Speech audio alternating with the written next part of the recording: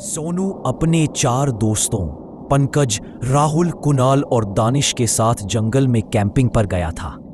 Tent लगाया गया, अलाव जलाया गया और मजेदार गाने बजने लगे।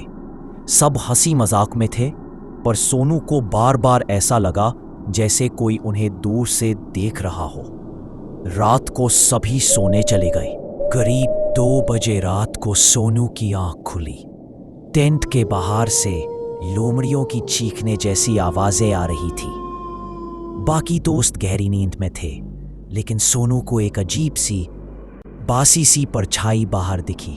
वो बाहर निकला तो देखा एक पेड़ के पीछे एक छोटी बच्ची बैठी थी, चुपचाप रो रही थी। सोनू बोला, अरे सुनो, कौन हो तुम? इतनी रात को जंगल में अकेली क्या कर रही हो?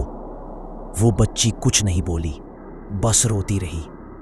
सोनू जैसे ही पास पहुंचा, अचानक एक परछाई उसके पीछे खड़ी हो गई।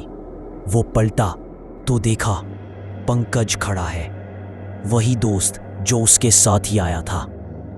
और उसकी आंखें एकदम गहरी थीं। आवाज धीमी बोला, इस जंगल को महसूस करो सोनू, क्या तुम्हारा मन नहीं करता यही रुक जाओ? सुबह सोनू ने सबको रात की बात बताई। पंकज चौंक गया। मैं तो पूरी रात टेंट में ही सो रहा था भाई, बाहर गया ही नहीं। बाकी दोस्तों ने हंसते हुए सोनू की बात को टाल दिया। तू हॉरर मूवी ज्यादा देखता है भाई। तीसरे दिन सबने सामान पैक किया और घर के लिए रवाना हुए। कार जंगल के रास्ते से होकर जा रही थी। एक मोड़ पर दानिश चौंका। पंकज कहाँ है? वो तो पीछे वाली सीट पर था ना?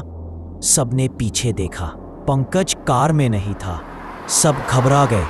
उन्होंने तुरंत यू टर्न लिया और उसी जगह लौटे जहां आखिरी बार पंकज को देखा था। रास्ते में कार अचानक बंद हो गई। नेटवर्क भी नहीं था। अंधेरे जंगल में अचानक एक आदमी हाथ में टॉर्च लिए आता है।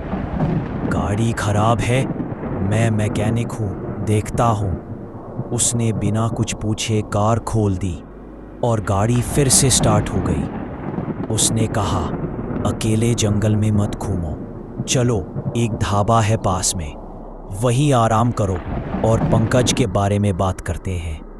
सोनू को जैसे ही उसने पानी दिया, उसकी आंखों में तेज जलन हुई। उसने अपना फोन उठाया और एक फोटो खींची।